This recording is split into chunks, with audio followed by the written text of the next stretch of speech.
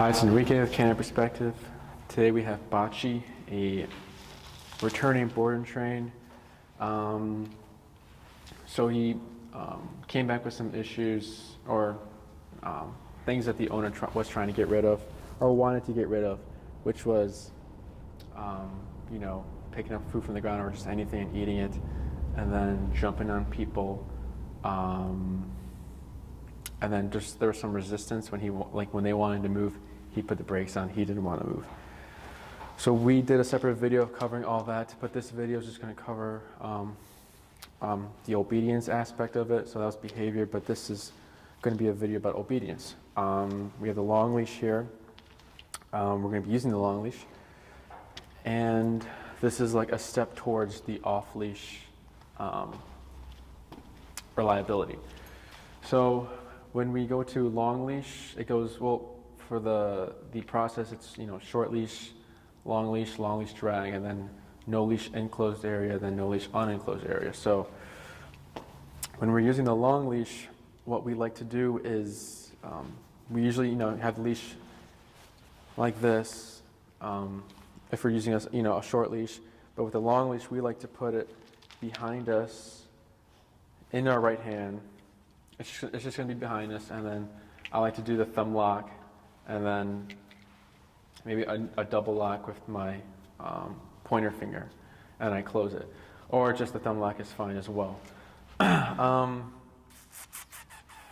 So yeah, the long leash will be behind us because the dog, or Bocce, has been used to seeing, the leash in his peripherals on the left hand.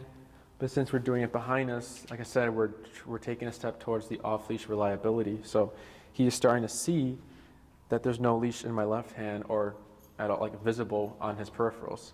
If anything, he'll just maybe feel the leash dragging behind him, the long leash, or the sound. But he won't see a leash because my hand will be here with the remote.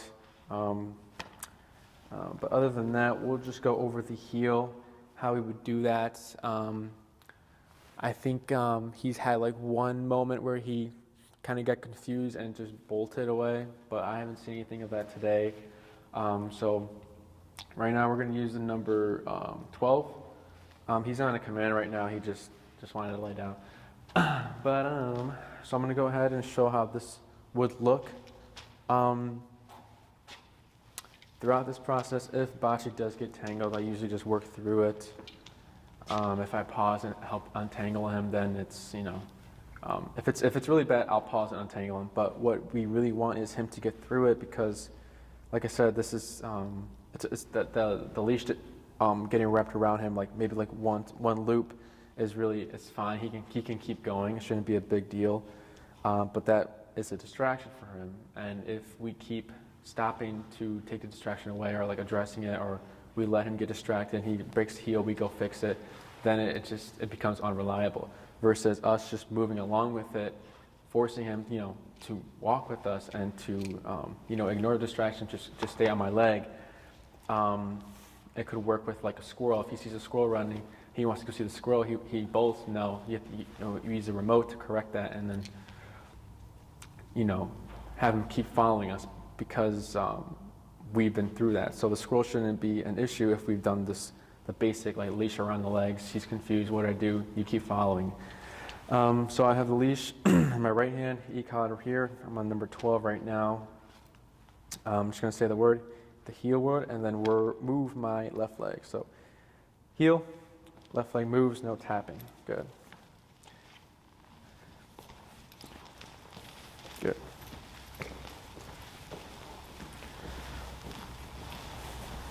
Tap. Good. So yeah, 12 is his number right now. So if I slow down, Bocce should slow down with me. Since he's pretty, tap to catch up. Since, he's been through a decent amount of training with us, we can do a little how do I say, tap? Kind of trick him to really proof the heel.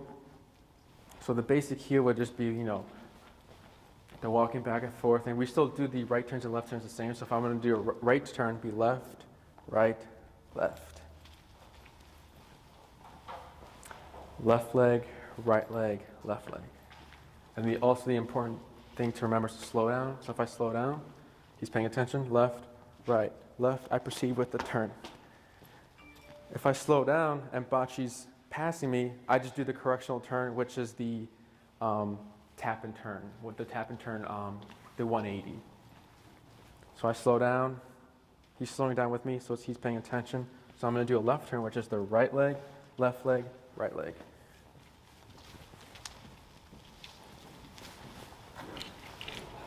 Again, it's going to be slow down, right leg, right leg. Good. So right here, he kind of got tangled up, but he kept moving with me.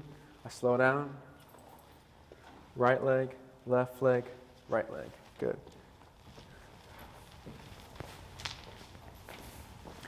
I'll do a right turn, so it's left leg, left leg. So tap. Good. I help him there. So I'm going to slow down to stop. Good Bocce. So right there, a dog bark, a gate open. It was quiet for a bit. Then there was like some energy. So he was like, "What was that?" So he broke the heel. I gave him a tap, but I kept my left side facing him. I'm just doing this way, so he sees me moving and my left side. So he's like, "Oh, catch up to Enrique." So that's how I helped him with that. I didn't need the leash. I didn't use the leash or anything. Just solely remote and body language. So those were the turns.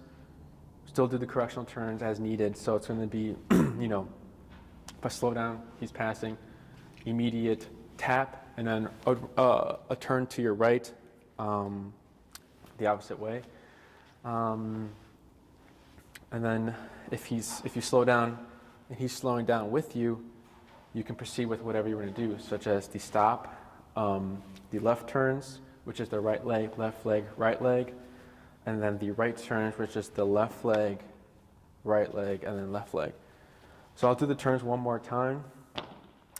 So he's in the heel, so I shouldn't have to say anything. So left leg. So I give a tap. Good. So again, the right turns, I slow down. I extend my left leg. I go back on my right, and then back on my left. And he should follow. Good. So left, right, left.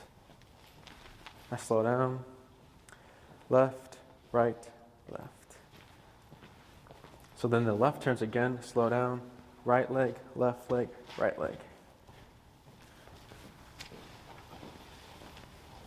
leg, right leg. So good. I'm going to slow down to a stop. Good Bocce. So those were the turns. We'll do the stay command. Well, all the commands are the same. Before we do stay, actually. So we'll do one more heel, one more topic of the heel. So heel, if I wanted to tighten up the heel, if he's kind of far, I will move here and then give him a tap, and he should move closer. Good.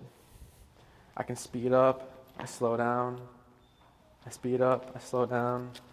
I do a fast turn, no tapping though. So I tap here for the lagging, so good. And I can mix up my turns, He catches up on his own, I didn't need to tap there. And I want to slow down to a stop. Good boy, Bocce. So now I'm going to show how the stay would look like, the stay command with the long leash. After repeating the stay command with your short leash, you'll get so if we did very quick short leash and jump to the long leash right away, it'd be difficult to correct him again because you're thinking the long leash I can walk farther, but then he gets up, and then you have to keep repeating the tapping back and forth.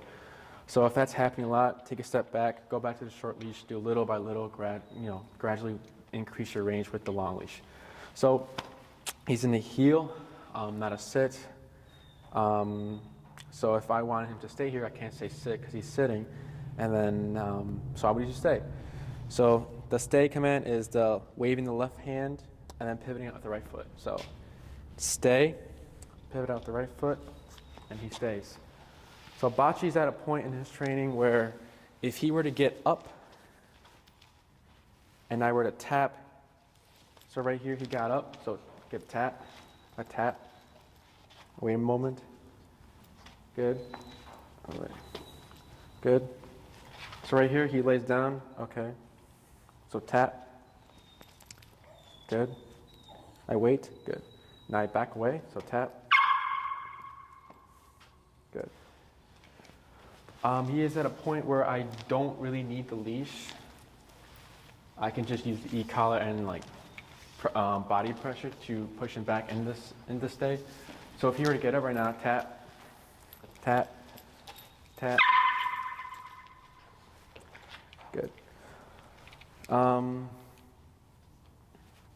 was I gonna say? Oh, if he were to get up, that's how I would correct it. But if you find yourself, tap, good. If you find yourself, he's making a lot of mistakes, take a step back, go back to the short leash. But I'm just doing this to show you how it would work with the long leash. Slowly increasing the distance, returning him, praising him, good boy. Wait a moment, he's in the stay, so he should stay. It's good. So if he breaks the stay command with the long leash, you want to keep the pressure on if he breaks it. So let's say he broke it. Those times he broke it, I was tapping, tapping, tapping, and then I would come back to the spot and then wait until he sits and then remove myself. And he kept moving back, tap, tap, tap, bring it back, tap, tap. He goes into sit, good. Or like the sit position, but it's a stay command. So, and then I remove myself again, he stays good. So after 2 of those mistakes, I believe, or 3, he finally is sitting and staying. So that's how you would correct it with the long leash. Few triggers that might make him move is the leash moving, so tap. So good. So that one time, I didn't need to walk him back to the spot. I just tapped, moved in, and then he sat, which is good. He's going to make mistakes. This is why the long leash is important, so that we can proof it, and if needed, we can use a leash then, if needed. But so far, so good. So that was good. Good Bocce. Break. I'll do that again. Bocce heel. So again, he's in the heel. Come back to the camera. Tap. Good. Slow to a stop. Good boy. Stay. Pivot out the right foot.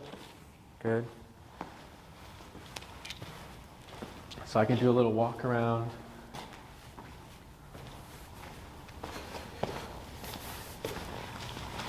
Good. So now that the leash is moving, he's doing a lot better. Good boy. So next command. Good. We'll do the place command. Look right here. Tap, tap, tap, tap. Good.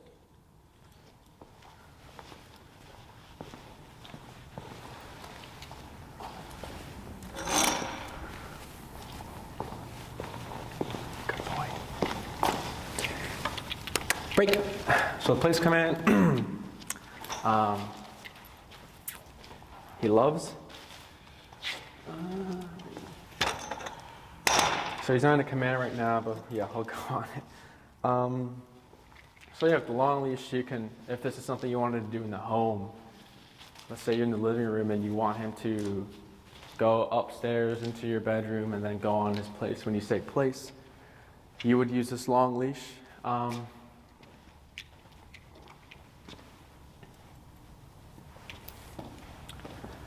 So, break. So with the long leash, what we can do is start increasing the distance. Bocce place. So right here, I'm gonna tap. Good.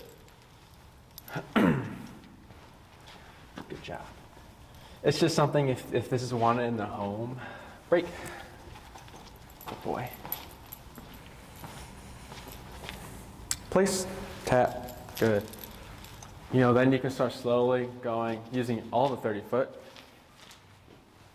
But since we have this control now in the distance, since we have the 30 foot or the 30 feet, you don't want to release Bocce from the 30 feet because then he's just going to start to kind of like play the game or predict and then just impulsively just break the command because he thinks you're going to break him from 30 feet. So we want Bocce to know that he's only released from the bed or the place command when the handler is right here. So when the handler is right here, a break command is possible. But if I've never gave him the break command from here, he should never know that's a possibility. If he were to break the place command, again, we have the long leash to help us. We have the e-collar. Use the e-collar first. If needed, then the long leash. He's done good with the placemats. He's done the duration work here on these columns. I remember the first time he did the little paw sneaking away. We gave a tap. He would retract it. So that was him learning the rules for the place command. It does not matter if he lays down, sits down, or chews on a toy. Just can't do any inappropriate behavior such as chewing in the bed, barking, whining, and whatever else would be inappropriate for the owner. If Bocce is chewing in the bed and we remote for it, there's a chance that Bocce might hop off the bed because he's thinking, oh, it's the bed that made the e-collar tap. Then you would, use your leash, tap, bring it back using the e-collar, and then basically verify for him that it was not the bed that caused the tap, it was you chewing on the bed. So those are just some things to keep in mind when practicing this. If you wanted to do the distance, definitely get a long leash to help you with that. But if you want to practice the duration work part of it, what we've been doing is we have a column and a tether. We tether the dogs on the placemats there. The tether is long enough for the dog to make mistakes, but not too long where they're in the middle of the path right there, and not short enough to where they're just restricted to like the column only. So we give them a lot of slack with the leash, and then once we teach place, we're right away doing duration work. And if we have other boarding trainings or other training, daycare training or any dog that needs training on the floor, I can have, say, Bocce's on place and have another dog here. I can have Bocce's remote and correct as needed so he can go back on the placemat, and then I can work my dog here. So if you want to do this in the home, you can have your little placemat, yoga mat, little blanket or couch or chair, whatever you like. Maybe start with the little blanket or his bed, if you have a bed. Put it beside you, clip your long leash or short leash, have your remote, and then sit on the couch and watch a movie. Or if you were working from home, place the dog bed near you, or if you can close the door, and if it's a small little office, you can have the short leash on, but you don't need to be by him, so you can put him in the corner, short leash, he's collared up, and you have your remote. And if he gets up, tap as needed, and then you have that short leash to help you bring him back. If you do not have the short leash, it's going to be very difficult. You saw me send Bocce to the placemat about right here. Wouldn't want to do that for a new object. Maybe start small. So if you're going to go back home to your dog bed, or maybe you get a new bed or a blanket, start like right here, like with the foot, and then slowly increase it, doing the send off. And then maybe do your duration work would be like, walking around it, riding him, Bocce. See, and then if I pet him, he should not get off, so he's good. And then you can start increasing your distance. But for duration time, you can just do right off the bat, an hour, 2 or 3. If your goal is 3 hours, we always say practice for 4 hours, so that the 3 hours is not a big deal for Bocce. It's easy for him. If you want 3 hours and you only do 3 hours, then he knows, like, oh, 3 hours is up, I'm probably going to be able to hop off. I can't, he's going to have a hard time. So always aim higher for the duration time. But other than that, again, he can sit, lay down, chew on a toy, whatever. It can be a yoga mat, it can be a big circle rug, it can be a couch. whatever you like, as long as you clarify for him that he's not allowed to hop off unless given the break command. And if I say break, or if you say, Bocce, break, and he's not hopping off, just use the leash to guide him off. No remote, and there he goes. Good boy. But he's probably going to end up going back on, yeah. So that is the place command with the long leash. So we'll end that right here. Come here, break. And then if he were to hop off, let's say you're doing like the duration work, you're going around him, using the e-collar to correct him and then stopping. So if I'm going around, he hops off, I stop, tap, tap, tap, bring him back. If you keep finding that you keep correcting him and he's just keeping making mistakes, try bumping up the number. The number might be too low. So yeah. Bocce, break. The down command and break. Hey, come on. The down command and the sit command are the same. Again, you can just increase the distance really for the like the duration work. So if I say Bocce, come here. So he's on the command right now. Down, and then I'm gonna go tap, tap. Good. So he's in his down right now. You would increase the distance of the down using the 30 feet. When trying to practice the down, if he's having a hard time, just really focus on practicing the down. So if I come and pat him, he shouldn't get up, and if he gets up, I give a tap. Good. There was only one tap there. But yeah, again, if you wanted to practice the down, then same thing with the place command. Just obviously there wouldn't be an object, it'd just be either on the carpet, floor, whatever you have. Just say down, step on the leash, watch a movie, do your homework, or do your work. But other than that, I can just walk farther away, so he's used to that image of me being however far away. So if for the first time I keep pressing the short leash, and then for some reason I just walk all the way over here, he might be like, whoa, that's pretty far. I don't know what to do. Can I move? He's going to try to move. So you want to clarify for him that even though I'm this far, walking this way, running, jumping, whatever, he has to stay down. With the long leash, you can do that because you need to increase the distance. With the short leash, you would have to drop it, walk away, but then there's a chance that he might go the opposite way when you start tapping, and more things can occur. So that's pretty much it with the long leash when we're practicing it for that off leash reliability. Heel command, is the one that we practice a lot with the long leash, just proofing it. If I move to the right while walking straight, he should tighten in with me. But other than that, that's pretty much it.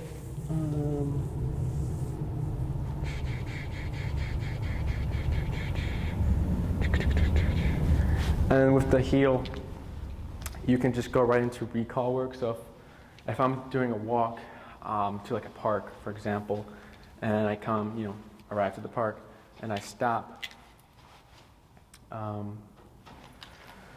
break command, he can go, run, do whatever he wants, but I still have my long leash, which is good, and I can just do the recall. And then from the recall, I can just say heel, and then go. So I'll see if we can get that. Break, go. So if he's off over there, Bocce, come, tap. Yeah, it's gonna be hard for him to detach from me. So let's say he was running away, or running around, not running away. And I call him, he comes. For the recall, he can be in front, left, right, center, does not matter, but he chose to be on my left side. So then I would go into a heel and give a Okay, good. If I don't say heel and I move forward, he's going to think heel. If I don't say heel and move, I take a step to the left or right, he should still move with me. So tap, there we go.